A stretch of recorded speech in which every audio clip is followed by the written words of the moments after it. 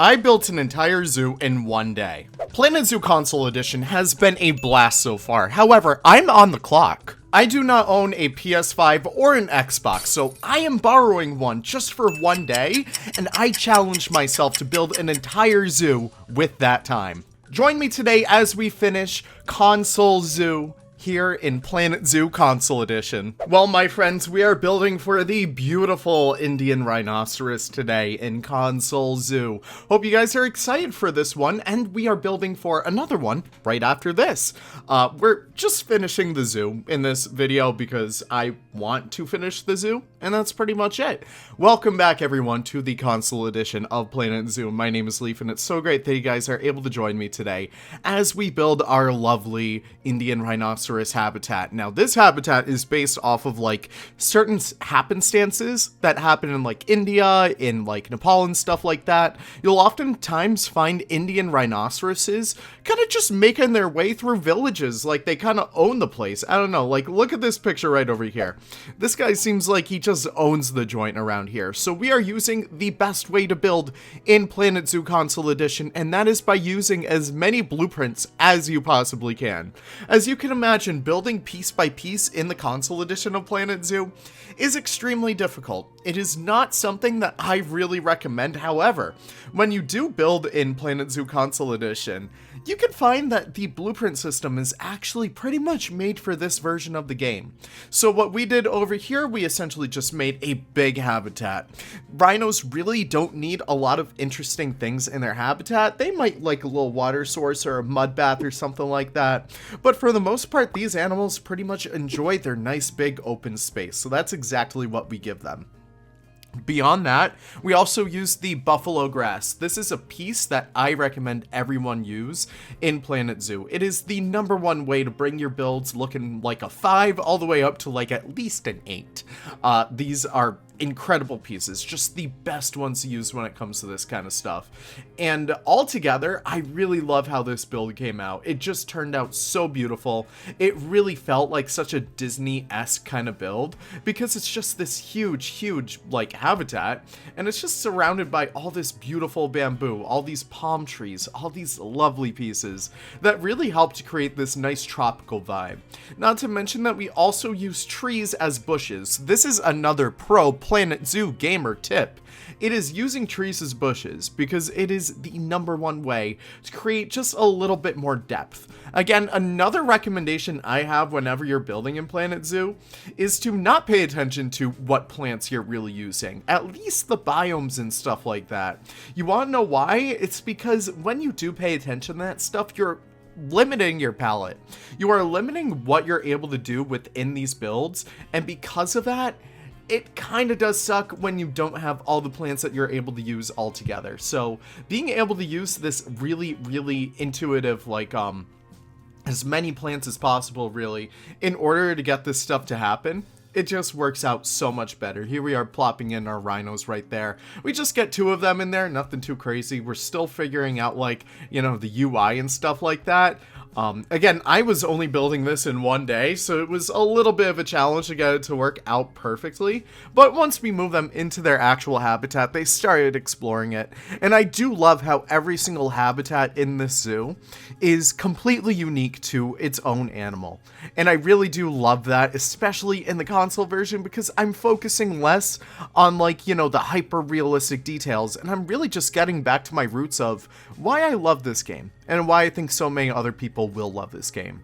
And as we place in our final palm trees, you guys can check out the beautiful cinematics of this habitat, but we're not done just yet. While our rhinos are making their way in here, we have a very big, very charismatic animal to get working on, and we'll pop over there right now. Well, my friends, here we are building for the Indian elephant, and I'm kind of just linking this back up to the front of the zoo. I really just wanted this to be the perfect circuit of a zoo. That's always the best way to plan out these zoos in Planet Zoo, is just to make a circuit. Once you get interested in, like, you know, very complicated layouts, that's where it starts to kind of get a little bit messy. But here I am actually planning this out with null barriers. I am using null barriers entirely throughout this zoo, except for the underwater viewing for the tiger, which you need glass barriers in order to get underwater viewing to work, but the reason why I'm using null barriers in this entire zoo is because custom fencing is not that hard to do, and custom barriers are not that hard to do. I really recommend that if you are getting accustomed to Planet Zoo, you make a single fence, right? You just make one fence out of pieces. And then the best part about that, you could repeat that fence and repeat it and repeat it and repeat it and repeat it and repeat it until you create your entire fenced-in area. And the best part about those custom fences, as long as you turn climbability off, your animals will not escape, especially for an elephant, which is like huge. We don't need to worry about these guys escaping, at least, because they are such big animals. I don't know. I really wanted to give them a huge habitat right over here, and I wanted to give them a lot of water. Indian elephants are known for their ability to relatively swim kind of well, which is just honestly pretty damn cool. Also putting in the blue-ass water throughout here because we needed some nice bright water throughout this entire tropical park. I really wanted it to stand out through here. And then we actually get started on the terrain painting. This is usually how I make my habitats. I start off with the general shape, and then I do my water feature, and then I do my terrain paints, and then from there I do some rock work, and then I do some foliage, and then I do the bigger foliage, and then I do the enrichment. I plan for all of this ahead, and it's just super simple. Maybe if you guys want a tutorial on that, I could do that relatively soon. I'm super busy, but for you guys, I have all the time in the world. So you can see I am using a whole wide variety of different foliage in here already. I have no idea what those big bars were right there, but listen, I'm still getting oriented to this. And the coolest thing about the animal AI in Planet Zoo is that they have sniffing mechanics, and the elephant is one of these. So you can see as I am placing down the foliage in here, they are following every single new piece that I put down, and I think that is the funniest thing in the world. Just look at all these guys. Now that is one of my favorite, updates in Planet Zoo history, is the fact that they actually went back and gave every single animal the ability, well, not every single animal, just a good amount, the ability to have different color morphs and different hues, different saturations, different light values. Every single animal, once you start to get into the code and stuff like that, has the ability to have those kinds of color morphs, and I think it is just super, super awesome that we are able to have that stuff in there. I don't know, it's just cool, and it creates these beautiful huge herds of elephants and stuff like that. You can see that we have a lovely troop of them right there, and they are just gorgeous. Adding a whole bunch of other aquatic plants in here as well, because it is a relatively swampy build. I'm adding a whole bunch of reeds in here because it is just a stellar tropical plant. And what I'm also doing throughout here is just framing the rest of the zoo with a whole bunch of trees, a whole bunch of rocks, as a way to help it really settle into the rest of the environment. You can see I am grouping up groups on groups on groups, and it really does help to settle a zoo in.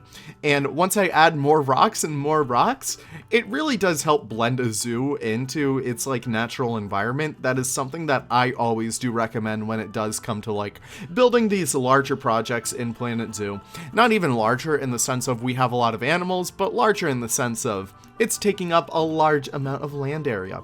Kind of like how an elephant habitat would need to, you know?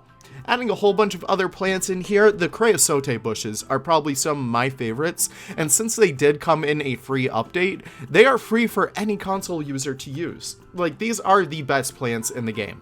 I am 100% convinced. They are gorgeous. They work for any environment, whether you're building on taiga, tundra, desert, tropical, temperate. It is the perfect plant for you.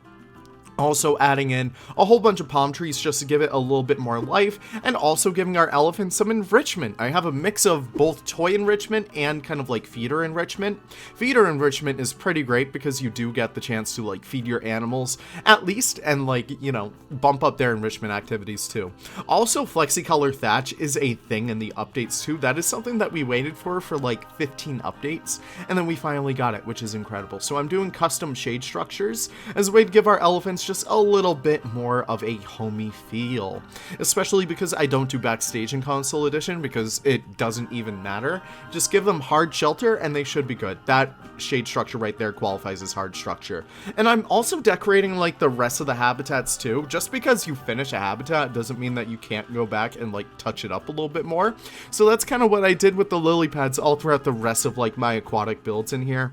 And also adding a whole bunch of different bamboo throughout here just to help brighten it up a little bit more. We also build a nice little entrance right over here. I was like, you know what, we gotta welcome our guests in, so I'm also using more blueprints over here because that is, again, the #1 way to build. I'm using that right there, and I just put like a big zoo sign. Again, it's nothing too detailed like I would do on PC, but it's still something that I had a lot of fun with. Also adding in some like tiger stripes back here as well, because that would be kind of like our flagship animal. And yeah, that's pretty much it. I add a few different like tiger signs in here. I think we actually swapped those out for elephant statues, which I think turns out like 5 times better. And then it just welcomes you into the zoo very perfectly. Look at this. Once we got these colors all oriented right, it just welcomes you perfectly into the zoo. And yeah, that is pretty much it. How about we move over to the cinematics? How about that, huh? All right, see you guys there. Is it possible to build an entire zoo in one day? Absolutely, we just did it. Thank you guys so much for stopping by once again to my humble little channel. If you guys did enjoy the video, if you guys did enjoy the zoo, be sure to drop a like and let me know your favorite habitat down below. Let me know if you've had any experience on Planet Zoo Console Edition, and let me know your thoughts on it. Take care and have the most wonderful of wonderful days. Take care, everyone.